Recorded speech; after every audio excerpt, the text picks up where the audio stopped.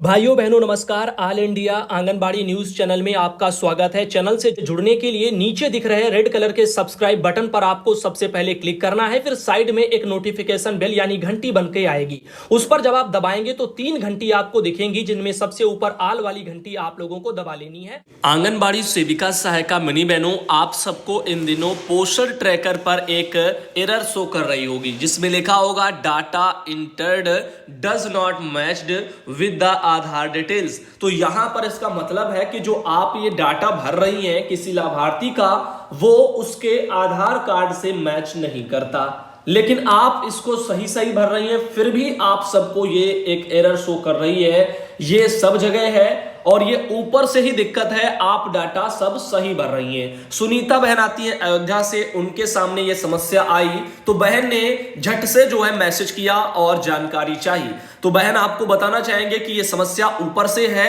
और ऊपर से एक समस्या सॉल्व होती है तो विभाग हमारा दूसरी समस्या जानबूझ करके भेज देता है। उससे एक ये एप्लीकेशन पोषण ट्रैकर संभाली नहीं जा रही है, क्योंकि इसी से बहनों का मानदेय प्रोत्साहन वाला आधारित है और यही एक कारण है कि सरकार इसमें दिलचस्पी भी नहीं दिखा रही है इस समस्या को सॉल्व करने में। वहीं पर आप देख सकते हो इस तरह से एक मैसेज है, विमला बहन आती है आजमगढ़ से, इन्होंने भी यही समस्या भेजी है, data entered does not matched with Aadhaar details. तो इस तरह से अब कोई एक बहन मान लो जो है गलती से कोई आधार डिटेल्स गलत भर रही होंगी। अब ऐसा तो है नहीं कि आजमगढ़ से ये बहन है ये भी गलत भर रही है, सुनीता बहन वहां से आ रही वो भी भर रही है, आप सब भी भर रहे होंगे, तो आप सबको भी एक एरर इसी तरीके से शो हो रही होगी। तो ये दिक्कत ऊपर से है, आप लोगों को परेशान नहीं होना है, स्वयं से आप बार बार कोशिश करेंगी फिर भी नहीं हो रहा है। कोशिश किया करें रात के टाइम करने के लिए, क्योंकि इसमें क्या होता है सर्वर की दिक्कत है और सर्वर को गवर्नमेंट ये हमारी और विभाग मिलकर के मेंटेन नहीं रख पा रहे हैं।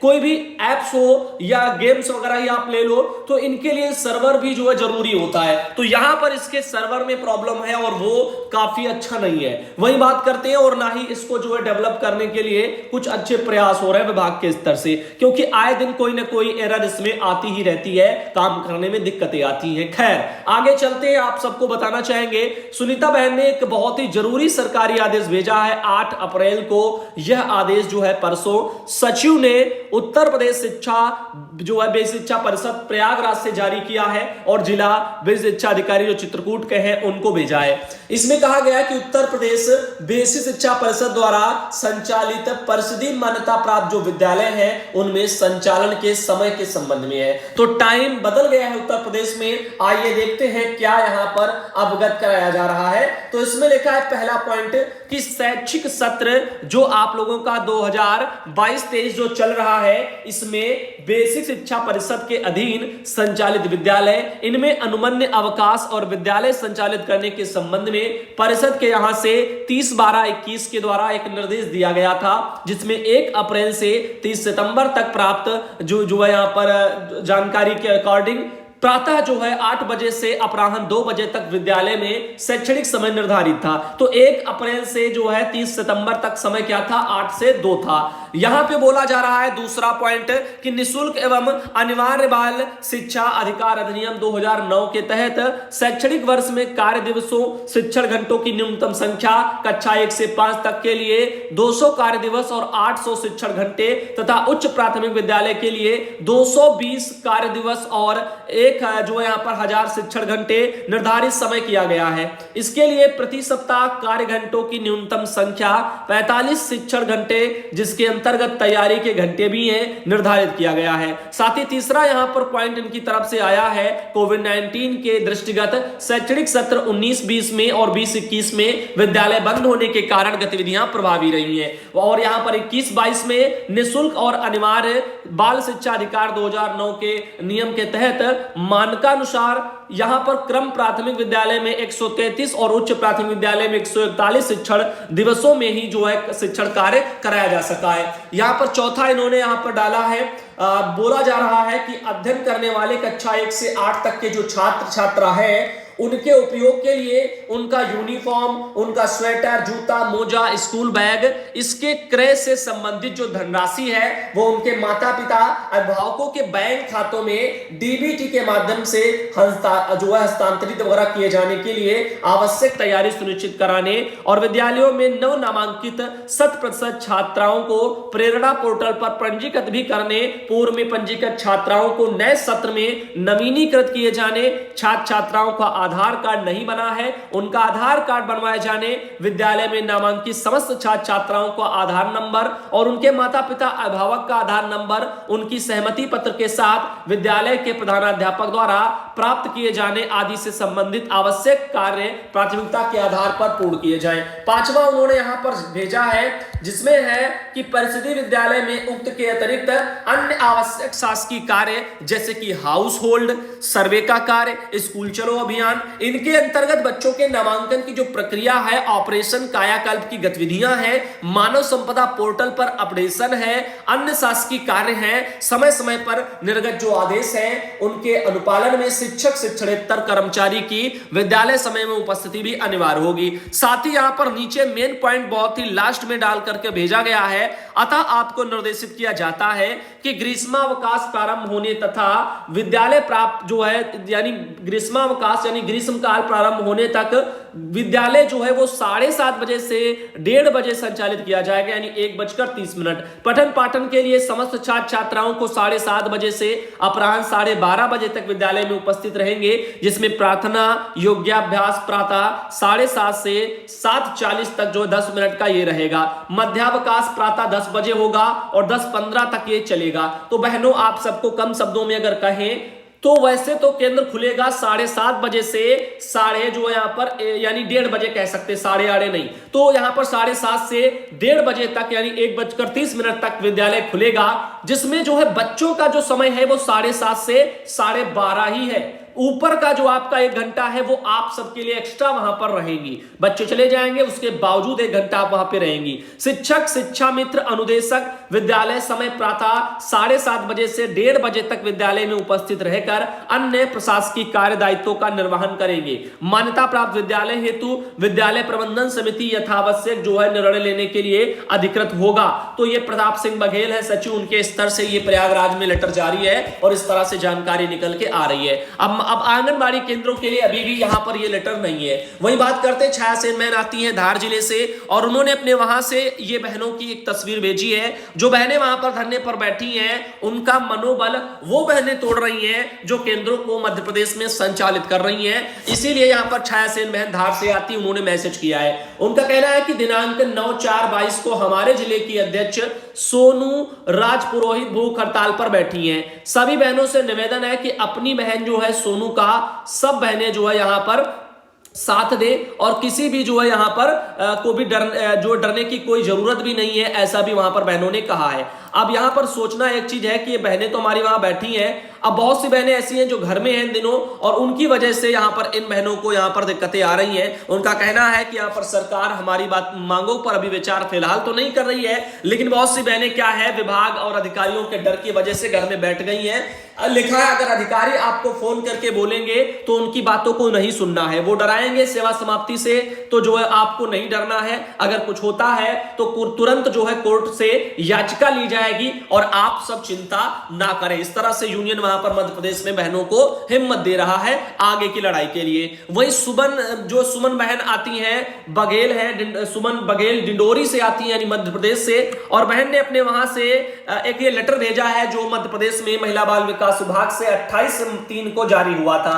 इस आदेश के मुताबिक ही मध्य प्रदेश की सभी आंगनबाड़ी बहनें जो हड़ताल में हैं उनका मानदेय का भुगतान नहीं करने के संबंध में था और इसी मानदेय के भुगतान को कराने के लिए यूनियन ने अपने वहां पर नोटिस दिया है और वो भी विभाग को डायरेक्ट भेजा है। कहना है बहन का कि जो है शुरू में एक ब्लॉक का नोटिस वगैरह हम जो बहनों को यहां पर दे रहे हैं, हमने पूरे जो है यहां पर जिले के लिए सभी ब्लॉकों के नाम लेकर के जो यहां पर विभाग को नोटिस दिया था। ये आप देखेगा यहां पर ये बुलंद आवाज नारी शक्ति से है, 8 तारीख को ये लेटर आपके परियोजना अधिकारी महोदय जो है डिंडोरी जो है समनापुर जिला डिंडोरी मध्य प्रदेश को उनको भेजा भी गया।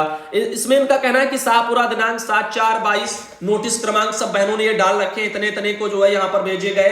तो उनका क्रम जो है देखा जाए। और बहनों की मांगों की अनदेखी हो रही है, विभाग सरकार विचार नहीं कर रही है, जिसके चलते बहनें जो है धरने पर बैठी हैं। उम्मीद करते हैं सरकार इस पर विचार करेगी और मानदेय नहीं काटेगी, क्योंकि मानदेय काटना ये कहीं ना कहीं जो है गलत है, क्योंकि अल्प मानदेय पर काम करने वाली बहनें उनको काफी जो है यहां पर परेशानियां हो रही हैं।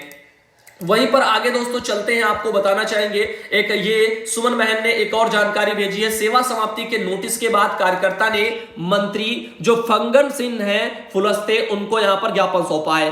तो यहां पर सहपुरा की ये बहनें हैं और अपनी वही अनिश्चितकालीन मांगों को लेकर के जो है प्रदर्शन कर रही हैं, उसी समस्या के संबंध में उन्होंने यहां पर दिया है। और बहनों की सेवा समाप्तियां विभाग वहां पर मध्य प्रदेश में भी कर रहा है। रवीना बहन आती है कासगंज से, उन्होंने एक ऐसी जानकारी भेजी है सुनकर के आप सब भी हैरान होंगे और आप सबके सामने भी ऐसे बहुत से लोग देखने को मिल जाएंगे जो पता है जिनके सामने ये चीजें आ रही हैं कि यहां पर वो राशन ले जाते हैं और उसके बाद भी जो है यहां पर फिर से राशन जो है उनके शिकायत करते हैं पोर्टल पर कि जो हमें राशन नहीं मिला। बहन ने लिखा ये चश्मे वाली महिला हर माह राशन ले जाती है और पोर्टल पर जो है शिकायत की है कि मुझे राशन नहीं मिलता है। आइए देखते हैं, यहां पर ये तस्वीरों में आप देख रहे हो, ये चेहरा हल्का हल्का छुप रहा है चश्मे वाली मैडम जो है, और यहां पर आप साफ देख सकते हो राशन ले जा रही है अपना। और उसके अलावा ये अगली बार भी जो ये पीछे देखिएगा खड़ी है, ये भी राशन ले जा रही है। एक बार और आई है, ये देखो साल वाल अपना ओढ़ करके, और ये भी यहां पर भी राशन लेने एक अगले दिन भी आई। उसके अलावा ये देखिएगा एक बार ये भी देखो राशन ले गई।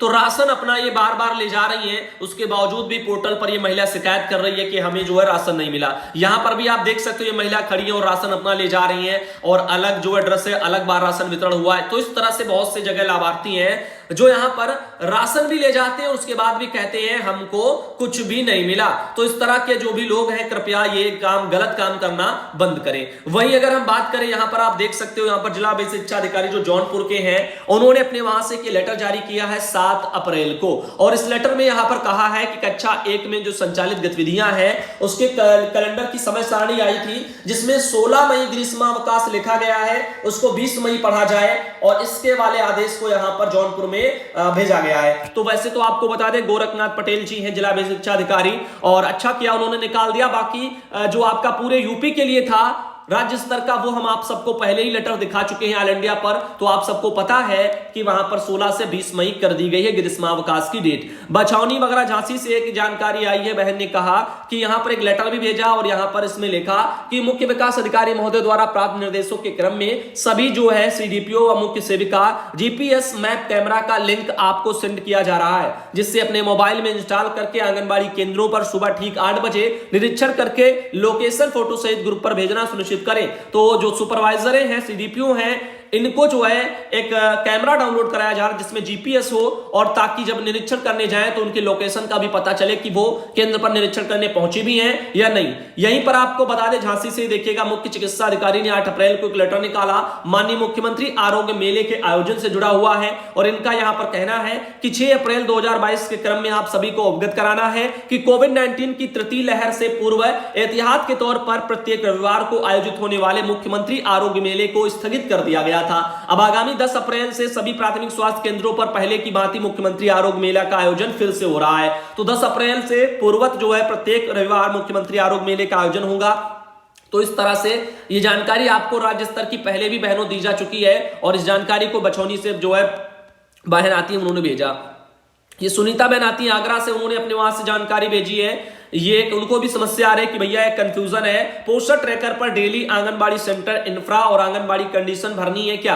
तो देखो डेली में क्या भरना होता है, डेली वाले में डेली चीजें भरी जाती, जैसे आप लोगों का अटेंडेंस हो गया, केंद्र खुला, ये सब दिखाना डेली में होता है। बाकी डेली में थोड़ी होता है हर एक चीज को आंगनबाड़ी इंफ्रा वाला डेली में भरो। तो जो चीजें डेली वाली है तो पता होनी चाहिए कौन कौन सी डेली में भरी जाती है। कई बार इस बारे में बात हो चुकी है। सुमन सेन बहन आती है जबलपुर से, और यहां पर कलेक्टर जो है जबलपुर के, उन्होंने 8 तारीख को एक लेटर जारी किया है। इनके अकॉर्डिंग कहना है कि वर्तमान में आंगनबाड़ी केंद्रों का संचालन 9 से 4 बजे तक वहां पे हो रहा था, तो अब यहां पर बता रहे हैं कि आंगनबाड़ी में उपस्थिति रहने का समय 9 बजे से 1 बजे तक है। ग्रीष्म अवकाश में गर्मी को जो है यहां पर बचाने के लिए वहां पर इसमें परिवर्तन किया जाता है। तो यहां पर इनका क्या कहना है, आइए इस पर थोड़ा ध्यान देते हैं। लिखा है आंगनबाड़ी केंद्रों का संचालन 8 बजे से 3 बजे तक रहेगा। ये यहां पर बोल रहे हैं 30/6/2022 के लेटर के अकॉर्डिंग आंगनबाड़ी जो है यहां पर आने वाले बच्चों की उपस्थिति होने का समय 8 बजे से 12 बजे तक रहेगा। और 12 बजे से 1 बजे तक आंगनबाड़ी कार्यकर्ती गृह भेंट वाला कार्य करेंगी। दोपहर 1 बजे से दोपहर 3 बजे तक आंगनबाड़ी केंद्र पर रिकॉर्ड संधारण किया जाना नियत होगा। 1 जुलाई 2022 से आंगनबाड़ी केंद्रों का संचालन पूर्व से नियत समय सारणी के अनुसार होगा। तो आप देखेगा कितना जबलपुर में ये जो है कलेक्टर जी ने जो लेटर निकाला है, ये अन्य राज्यों और वहां के जिलों की अपेक्षा कितना जो है ठीक नहीं लग रहा है, क्योंकि यहां पर आप देख सकते हो 8 बजे से ये सब जो है बहनों को इतने समय तक दोपहर 3 बजे तक काम लिया जा रहा है, वो भी इतनी भीषण गर्मी में। 8 बजे से केंद्र खुले, ठीक, उसके बाद में आपको बता दें कि वहां पर 12 बजे तक जो है बच्चे अपने आएंगे, वो सब पढ़ेंगे। मान लो 12 बजे छुट्टी हो गई, 12 से 1 बजे का क्या होगा, बहनें गृह भेंट वाला कार्य करेंगी घर घर जाकर के। उसके बाद में ये जो है फिर अपना केंद्र जो है खोले, इसमें लिखा 1 बजे से दोपहर 3 बजे तक आंगनबाड़ी केंद्र के रिकॉर्ड का संधारण होगा। तो ये सब जो है, अब एक बात बताओ कि जब अगर 12 बजे छुट्टी हो गई तो 12 के बाद में आंगनबाड़ी गृह भेंट करेंगी, मतलब 12 से 1 यहां पे टाइम दिया है, तो घर घर जाएंगी तो केंद्र को बंद करके जाएंगी, वो कर लेंगी। फिर उसके बाद 1 बजे से 3 बजे ये कह रहे हैं कि आंगनबाड़ी केंद्रों के उनको रिकॉर्डों का संधारण करना है, तो वो तो केंद्र पर ही करेंगी। तो अब उसके लिए फिर से केंद्र पर आएंगे, फिर केंद्र दोपहर में खोलेंगी। तो पूरा सुबह से पूरा दोपहर भर पूरी लू जो है बहनों को काम पर जो है वहां पर लेटर के अकॉर्डिंग थमाया जा रहा है। वहीं बात करें साधना बहन कुशीनगर से आती है, उन्होंने अपने वहां से जानकारी भेजी है। आप यहां पे देख सकते हो बहनों के वहां जो है अच्छे तरीके से बच्चों की पढ़ाई कराई जा रही है। और ये सना अंसारी बहन उत्तराखंड से आती है, उन्होंने अपने वहां से एक वीडियो भेजा था, उम्मीद है आप सबने देखा होगा, मैंने कल ही इस वीडियो को दिखा दिया था। बहनें सर पर गठरी लाद करके जो है राशन वासन की जो ऊपर पहुंचती हैं, वो भी उत्तराखंड पहाड़ी क्षेत्र है और ऐसे में चढ़ना काफी मुश्किल हो जाता है। गायत्री बहन आती है आजमगढ़ से, उन्होंने अपने वहां से एक ये फोटो भेजी है, आप यहां पे देख सकते हो। साथ ही साथ आज का वीडियो यहीं तक रखेंगे सुबह का, और आपको अगले वीडियो में सुबह 10 बजे हम मिलेंगे या दोपहर 12 बजे मिलेंगे। अगले